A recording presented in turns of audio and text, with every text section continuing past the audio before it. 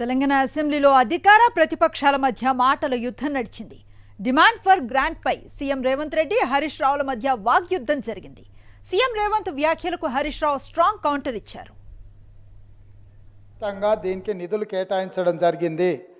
Both states of Telangana and AP have to provide a one-time seed money, rupees 200 crores each to the KRMB and GRMB.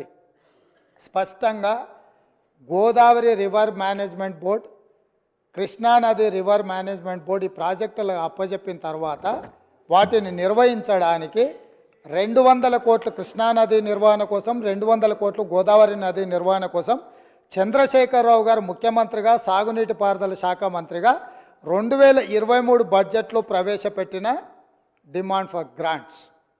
ఇంత స్పష్టంగా అప్పజెప్పడానికే కాకుండా నిధులు కేటాయించి అప్పుడు ఎవరయ్యా ఆర్థిక మంత్రి?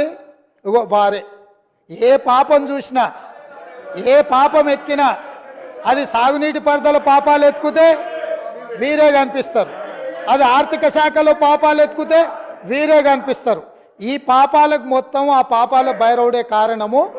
గౌరవనీయులు రేవంత్ రెడ్డి గారు ఒక బడ్జెట్కి సంబంధించినటువంటి కాగితం తీసుకొని మీరు 200 కోట్లు బడ్జెట్లో పెట్టారు అని చెప్పారు.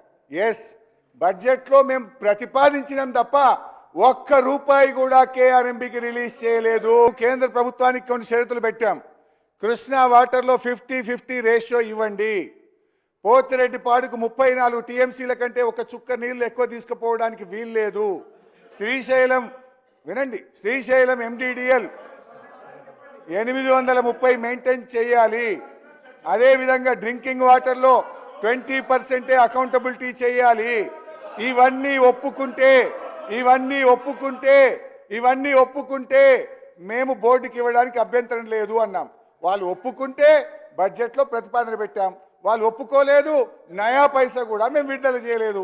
కానీ మీరు మాత్రం ఆగమాగం పోయినరు. 2 నెలలనే పోయినరు. బోర్డుకు 1 నెల రోజుల లోపల అప్పచెప్తామని ఒప్పుకొని వచ్చి ఇవాళ మీరు మళ్ళీ ఉల్టా దబాయించే ప్రయత్నం చేస్తున్నారు.